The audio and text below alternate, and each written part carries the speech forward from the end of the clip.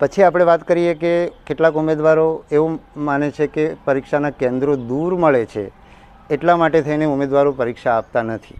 તો આ વાત સંપૂર્ણ સત્ય એટલા માટે નથી કે ગઈ વખતે લગભગ 2,23,000 જેટલા ઉમેદવારોએ કોલ લેટર ડાઉનલોડ કર્યા નથી.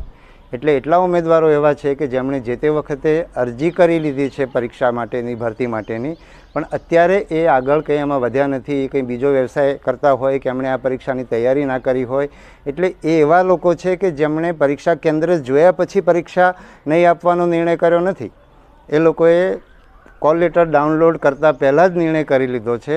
એટલે જો આપણે એ સંખ્યા ગણીએ તો ગયા વખતે 2 લાખ હતી, એટલે આ વખતે 4 લાખ જેટલા ઉમેદવારો ઓટોમેટિકલી નીકળી જાય. એ જ રીતે જે લોકોએ એકથી વધારે અરજી કરેલી હોય તો એવા લોકો પણ આની અંદરથી નીકળી જાય, તો આપણે ઓછા ઉમેદવારોની વ્યવસ્થા કરવી પડે. કેટલાક ઉમેદવારો એવી રજૂઆત કરે છે કે ગઈ વખતે કેન્દ્રો બહુ દૂર આપવામાં આવ્યા હતા. એ વાત સાચી છે કે આપણે કેન્દ્રને ઉમેદવારના જિલ્લાની અંદર કેન્દ્ર આપ્યું નથી, વિકલાંગ ઉમેદવારોને બાદ કરતા, પણ બાજુના જિલ્લામાં આપણે કેન્દ્રો આપ્યા છે. અને કેટલાક કિસ્સાની અંદર આપણે ઉમેદવારોને એનાથી પણ દૂર જવાની જરૂર પડી છે. દાખલા તરીકે બનાસકાંઠા જિલ્લાના ઉમેદવારોની સંખ્યા એટલી વધારે હતી કે એમને આપણે મહેસાણામાં મૂક્યા છે, સાબરકાંઠામાં પણ મૂક્યા છે, અમદાવાદમાં પણ મૂક્યા છે. અને આપણી પાસે એ પણ આપણે ધ્યાન રાખ્યું છે કે એક પરીક્ષા કેન્દ્રમાં એક જ જિલ્લાના ઘણા બધા ઉમેદવાર નહીં આવે, એટલે એનું ધ્યાન રાખીને આપણે આખી વહેંચણી કરી છે. એટલે આ વખતે પણ આપણે ઉમેદવારોને ઓછામાં ઓછી અગવડ પડે.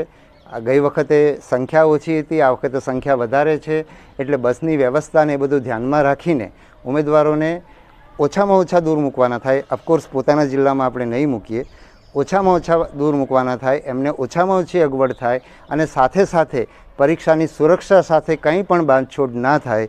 એટલે બધી વસ્તુ ધ્યાનમાં રાખીને આપણે પરીક્ષા કેન્દ્રો નું ફાળવણી કરીશું. હવે એક ઉમેદવારને એ પણ કહી દઉં કે તમે પરીક્ષા ના આપો એવા હેતુથી આ સંમતિપત્રક આપણે નથી રાખ્યા. જે પણ ઉમેદવારો પરીક્ષા આપવા ઈચ્છતા હોય એ લોકો સંમતિપત્રક ભરે, કોલ લેટર ડાઉનલોડ કરે અને પરીક્ષા આપે. આ પ્રક્રિયાનો હેતુ માત્ર ને માત્ર એટલો જ છે કે જે ઉમેદવારો પરીક્ષા આપવા ન માગતા હોય, એમને પહેલેથી ખબર જ છે કે પરીક્ષા આપવા નથી જવા માગતા, તો એની ભરતી બોર્ડને અને સરકારને પહેલેથી ખબર પડે તો એના આધારે પૂરેપૂરી વ્યવસ્થા કરી શકાય. બસની વ્યવસ્થા પણ કરી શકાય અને સમયસર આપણને એની માહિતી મળી જાય